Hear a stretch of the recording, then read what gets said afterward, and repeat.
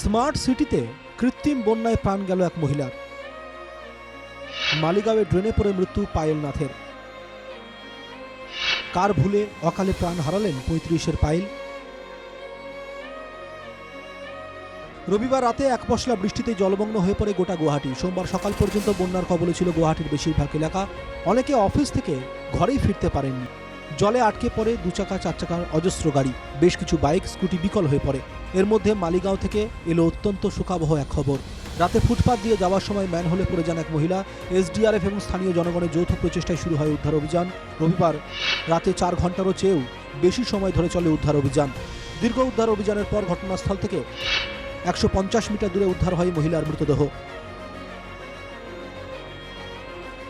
না, এসডিআরএফ বা এনডিআরএফ নয়, স্থানীয় 2 যুবকই মৃতদেহ উদ্ধার করেন।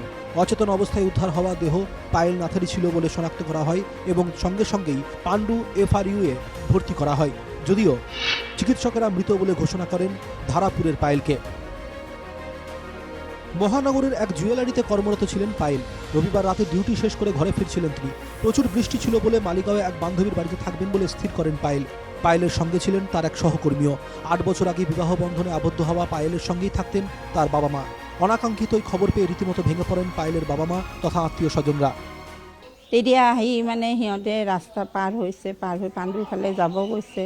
যাওঁতে লগৰজনীয়ে বোলে কিবা হেৰিত ভৰি দিলে, তাইও অলপ হেৰি হৈছিল। তাৰপিছত এই ভৰিখন দিওঁতে কি কাৰণত হয়তো কোনোবাই কৈছে, আমি দেখা নাই, যিহেতু বান্ধৱীকো মই পোৱা নাই, আৰু এইটো আৰু গ'লে তেতিয়া তাই ফোনটোৰ কাৰণে নেকি ভৰিখন কিবা পিছলি খালে, খাই বাগৰি পৰিল।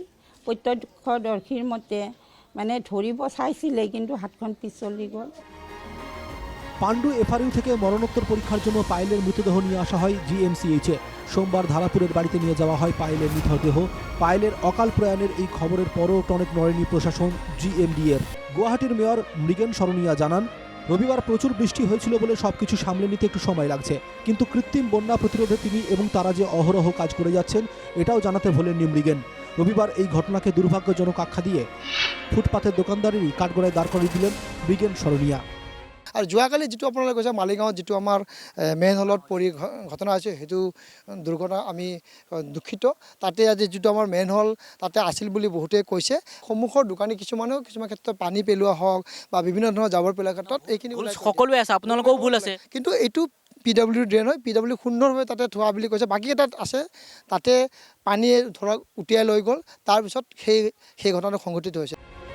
উল্লেখ্য, এর আগেও কৃত্রিম বন্যায় একাধিক বিক্ষিপ্ত ঘটনা ঘটেছে গুয়াহাটিতে। প্রাণ গেছে অনেকের, কিন্তু এরপরও কোনো হেলদোল নেই প্রশাসনের। এভাবেই উন্মুক্ত ম্যানহোলে পড়ে রয়েছে স্মার্ট সিটি যত্রতত্র, যার ফলে এক পশলা বৃষ্টি বিপদ ডেকে আনতে পারে গুয়াহাটিতে। তাহলে কি এই সমস্যার কোনো সমাধান নেই? গুয়াহাটির কৃত্রিম বন্যার সমস্যা কবে মিটবে?